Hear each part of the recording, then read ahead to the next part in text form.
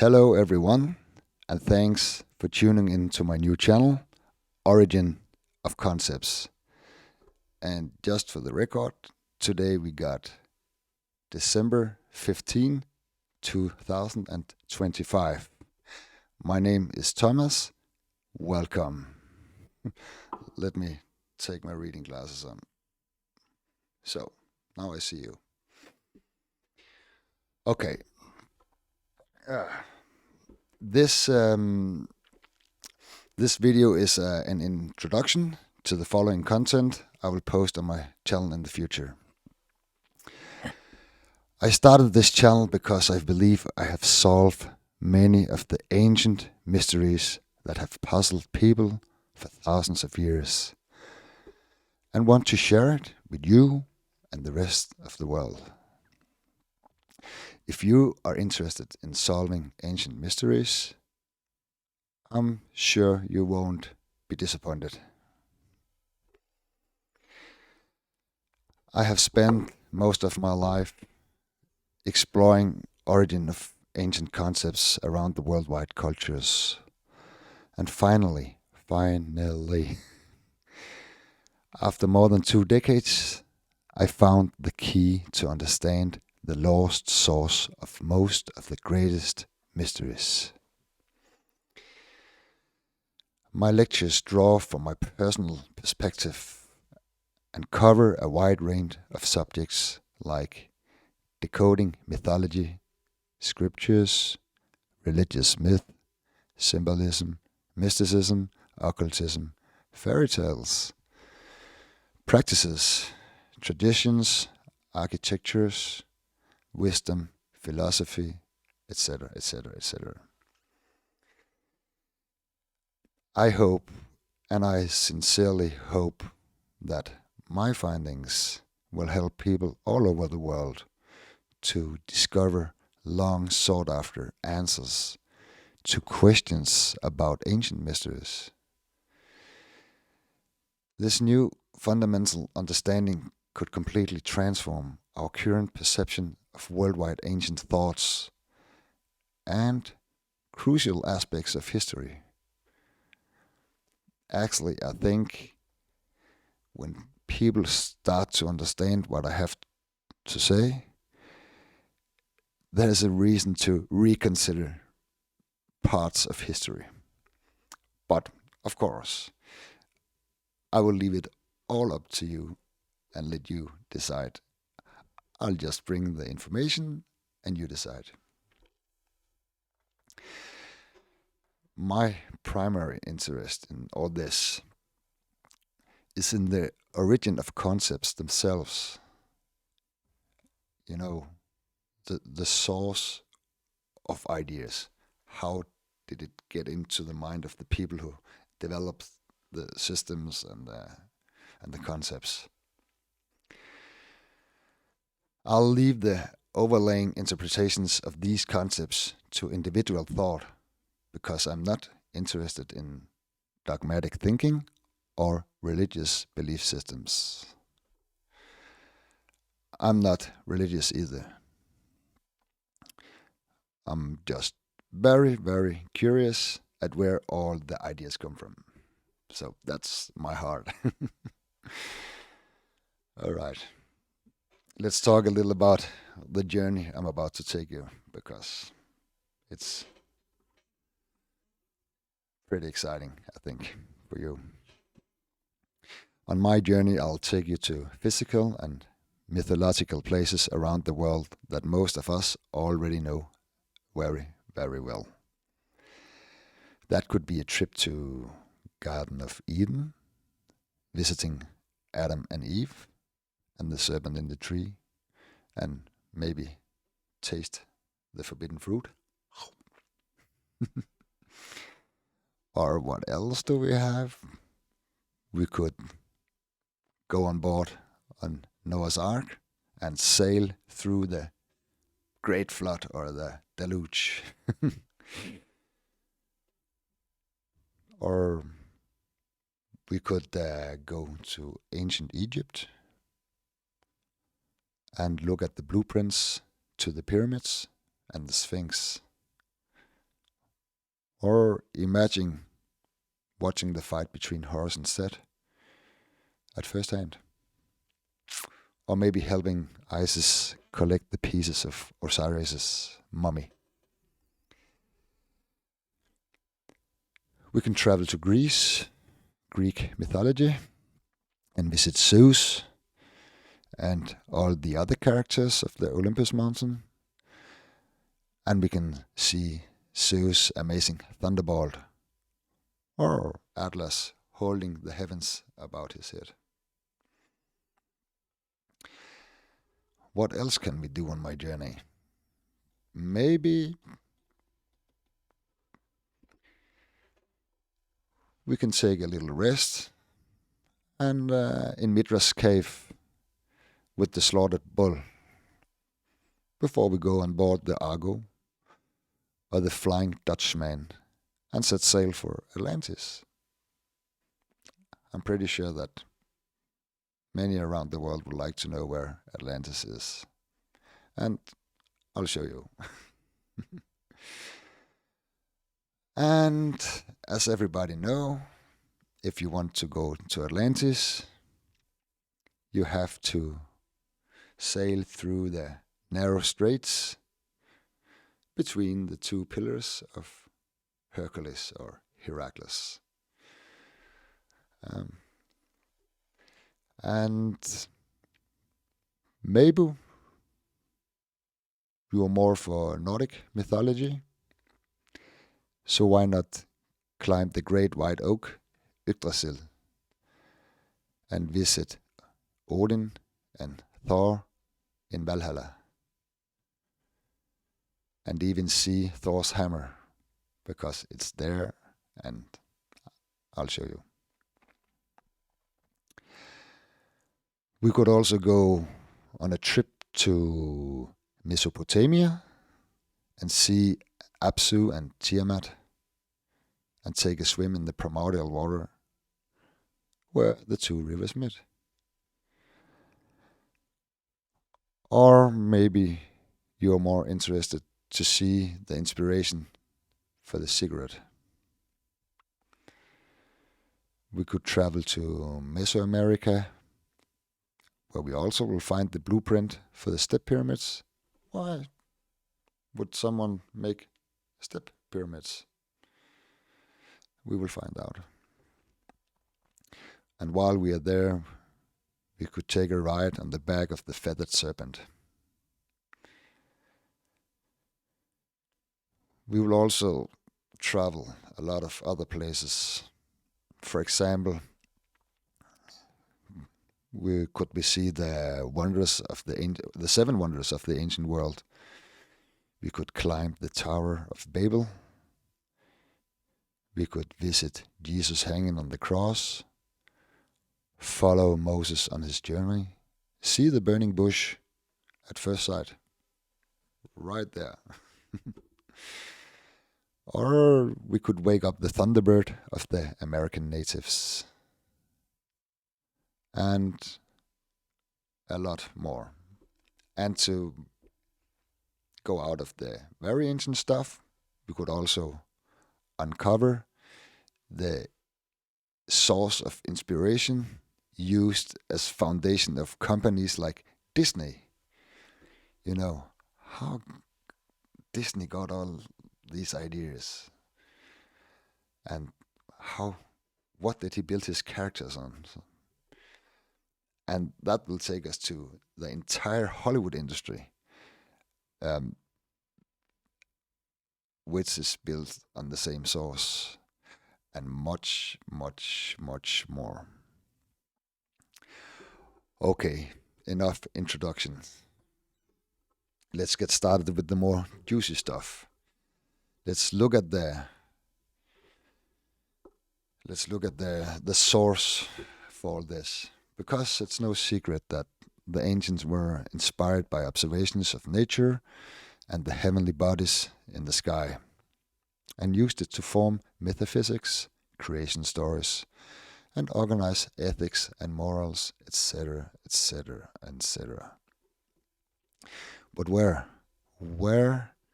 did they obtain the source of all those detailed ideas?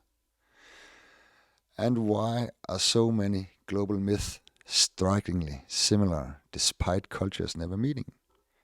You know, how is it possible that two cultures on each side of the globe have same or similar stories and concepts, but never met each other or talked to each other?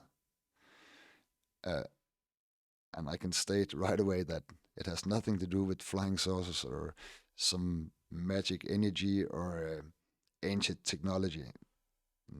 There's an explanation, and I'll show you later. Okay, but for myself to answer that question, I had to mentally reset and rewind thousands of years and adopting the mindset and actions of our ancestors. To do that, I have to abandon the interpretation of what are they trying to tell us, and instead ask myself, where did they get all the ideas from? And it led me to a fundamental way of thinking. When you reset, you empty out. So, because the human mind can't comprehend anything or create any ideas or concepts without a sensory foundation. Well, unless you believe in magic, but I don't. To develop any kind of system in your head, you have to get some sense input. You must hear anything or something, or see something, or feel something, and and all those inputs, physical inputs, must be glued to some kind of foundation. And that was exactly what the ancient did. They didn't glue it in their mind, they glue it to something else. And let me see. In Italy, as so many others through history, or so many others through history, I attempted to align the concept with natural cycles, cardinal points, planets, and stars. But most questions still remained unanswered. By the way, when we're talking about uh, cardinal points and planets and stars and the sun and moon and stuff like that, my research suggests that the sun, the moon, and the planets have far, far less influence on worship and myth than modern interpretations suggest. There's some examples like worshipping gods and sun worship could also possibly be very, very misleading. But we will get back to that too. Okay, however, after some 2 decades, it dawned on me, what was the only universal source, apart from nature, planets and stars, that we all share? What? What is it? What is it we are still able to observe today that is strikingly similar to what the ancient world witnessed 5,000 years ago, or even further back? What is it? And of course, it's the Milky Way. The Milky Way, the great mysterious object in the sky. For the ancient, the Milky Way served as an heavenly widescreen for entertainment, always locked in the same cycle. Perfect as a storyboard and for long-term measurements. The Milky Way is much more stable source than planets, for example, or solstices and stuff like that. So, there's just a little problem, because then the Milky Way was bright and clear, not like today, where it is covered in artificial light with all its detail hidden from the human eye. And the pictures we got of the Milky Way is often overexposed or has way too many details. So if we want to recreate the Milky Way as the ancients observed it, it's almost impossible for the naked eye, because either you got a blurry Milky Way today, or you got a way too detailed Milky Way. So I have to find a little solution on that problem. And that was what I did, because what I did was I created a model of the Milky Way as it was observed with the naked eyes 5,000 years ago. And when I hit the right spot, when I tuned in on the right place, it was like, wow, wow. I couldn't believe my eyes, because suddenly, all the stories and all the myths and all the fantastic, uh, details just manifested, and every single detail from all the myths practically leapt out at me like a 3D movie on the screen. Like going in the theater and watch a movie. the big scene, it was the real breakthrough of of my work for so many years, that practically glued my entire research together. And the reason why I'm making these videos, because until then I was still, lost. But then, pop. So, but when you first see it, you will never, ever unsee it again. And that's my promise. You will never unsee it again. Okay, stay tuned, because in my next video I will introduce you to the most important parts of the Milky Way. What exactly should we look at, because the Milky Way is very big, and there's a specific part of the Milky Way we have to look at. And these parts of the Milky Way is, of course, the places that forms the foundations for virtually every concept humans have ever developed.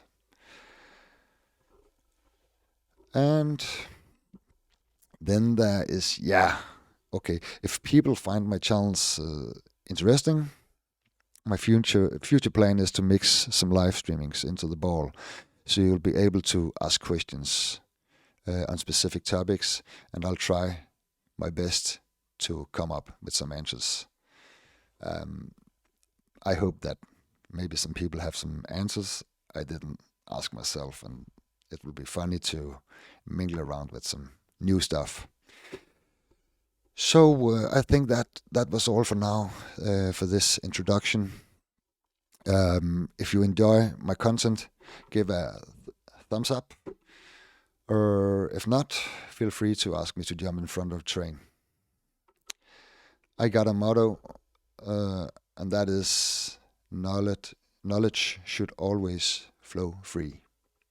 However, any donations are greatly appreciated, so I can go buy a pizza The link is in the description below. So until next video, take care and see you then. Bye bye.